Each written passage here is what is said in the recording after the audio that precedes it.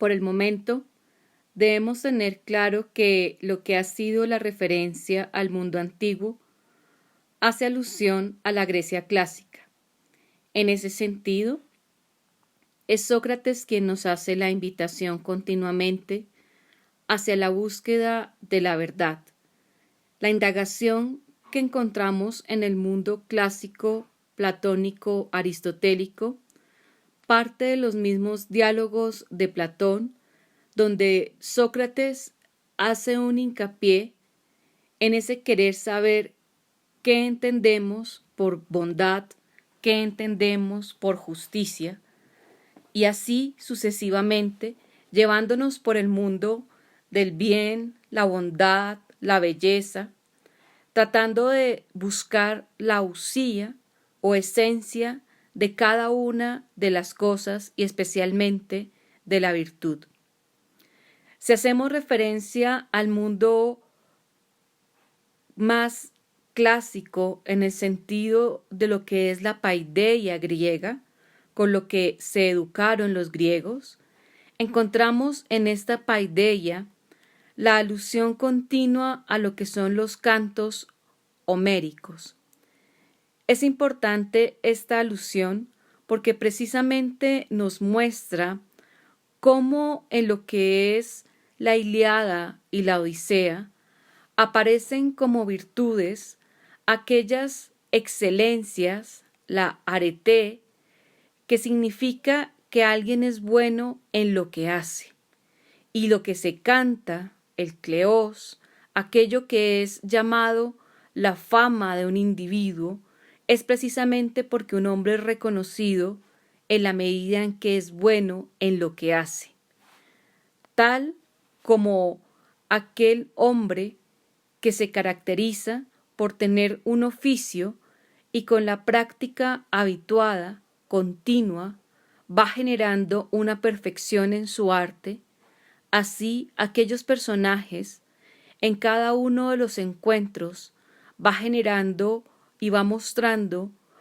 cómo ese hacer es también parte de su forma de ser. Esta relación entre el ser y el hacer, pues no está distinguida conceptualmente en el mundo griego, pero la podemos nosotros poco a poco percibir en la forma en la que un hombre bueno se hace bueno, es bueno. No en un sentido moral, pero sí en un sentido del ethos, del comportamiento, del cómo actúa y ese actuar ligado a un hacer. El ejemplo más tradicional puede estar ligado al flautista que se hace excelente en el arte de la flauta en la medida en que va generando una práctica, un hábito. Así, vamos generando una relación que viene desde los antiguos cantos con los que se educan los griegos hasta las reflexiones más profundas del mundo platónico en voz de Sócrates en sus diálogos, donde se está indagando precisamente aquello que hace que un hombre sea lo que es. El mejor conocimiento de ello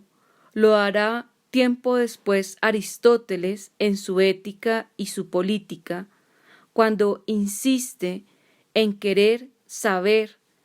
qué es lo que los hombres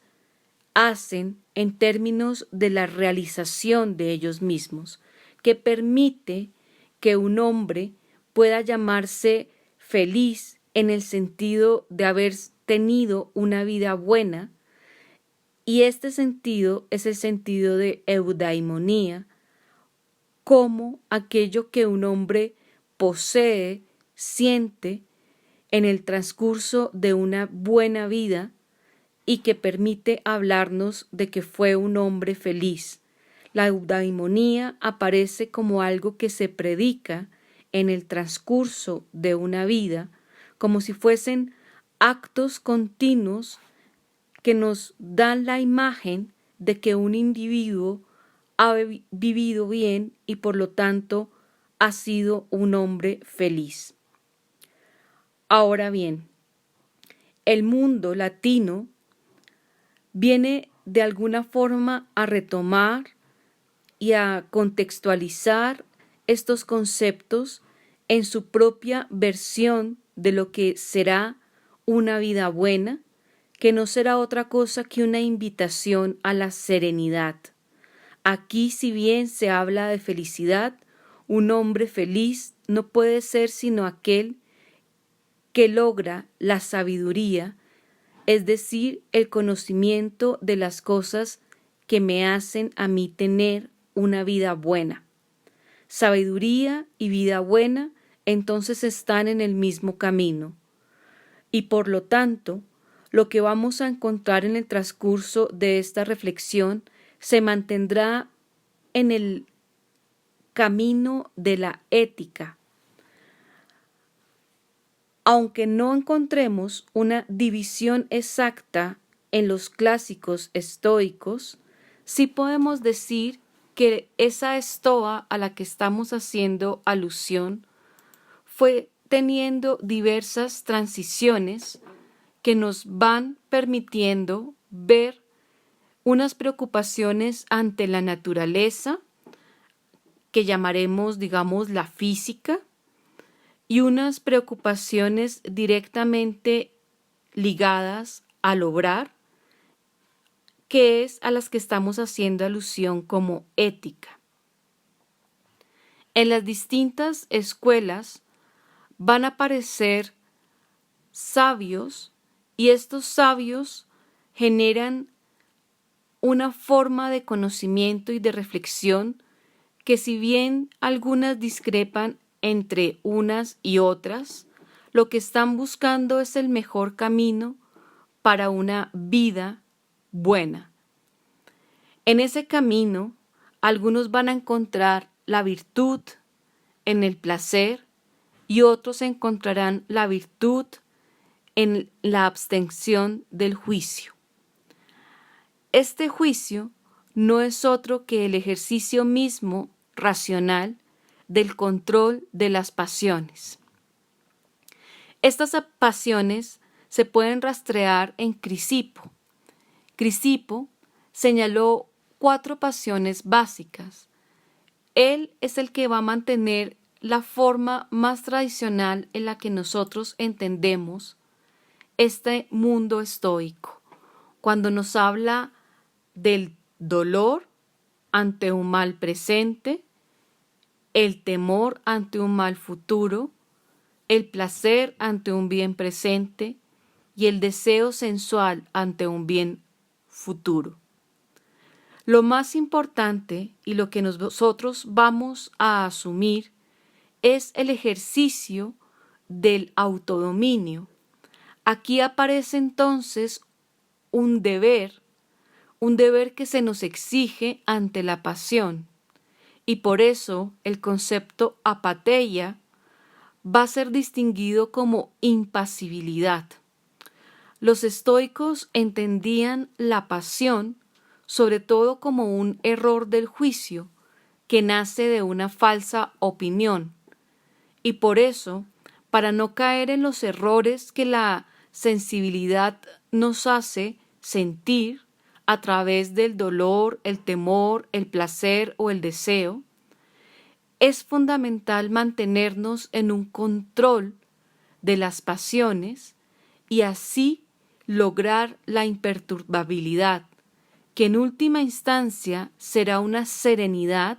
si ustedes pueden ver, de un claro matiz intelectual. Esta serenidad intelectual será conocida como la ataraxia estoica. Retomemos entonces algunos conceptos. La Grecia antigua está marcada entonces por un concepto de arete, virtud, equivalente a excelencia, que no es ajena a la paideia en términos de la educación que los griegos tenían y el entorno en el que los cantos de la Ilíada o la Odisea aparecía esta virtud, siendo equivalente a poder hablar de la excelencia en cualquiera de los campos en términos de lo mejor que algo puede lograr o algo puede llegar a realizarse. También tenemos presente que hay un concepto de excelencia en términos de lo propio de un hombre en el contexto político. La excelencia política de los griegos consistirá en un cultivo continuo de virtudes que los mismos estoicos en el mundo romano, en el gran imperio romano, tratarán de trabajar desde el punto de vista de la dignidad, el honor, la hombría, y que poco a poco tendrán un talante mucho más sabio, mucho más ligado a la excelencia del sabio, a la búsqueda de la tranquilidad del espíritu, y en ese sentido es que hay un tránsito en todo este proceso helenístico, desde los clásicos griegos hasta los romanos del Bajo Imperio romano, en la concepción misma de lo que es lo bueno y la virtud. No obstante, siempre aparecerá esta relación en términos de cómo un hombre se cultiva a sí mismo, es decir, se cuida a sí mismo, cultiva su espíritu. No todo lo que llegue al espíritu es bueno. Hay que hacer una selección de qué es lo que realmente nos permite esa realización, que realmente tiene un valor sobre lo que yo necesito: hacer cosas justas, practicar la justicia, contemplar la belleza para entenderla. Y de esta manera, cada uno de los sentidos, cada uno de los hábitos se va perfeccionando, me va haciendo mejor ciudadano, me va haciendo un hombre que poco a poco se puede cultivar en el camino de la sabiduría hasta la máxima excelencia del sabio, como los romanos lo entendían. El Bajo Imperio sigue trabajando los conceptos de las pasiones clásicas que los primeros romanos empezaron a trabajar, las de Crisipo.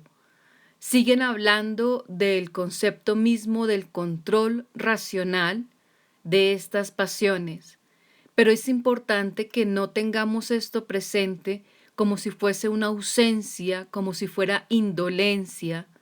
sino que precisamente lo que se está asumiendo es la fragilidad del hombre. Y por eso es que me interesa tanto el Bajo Imperio romano,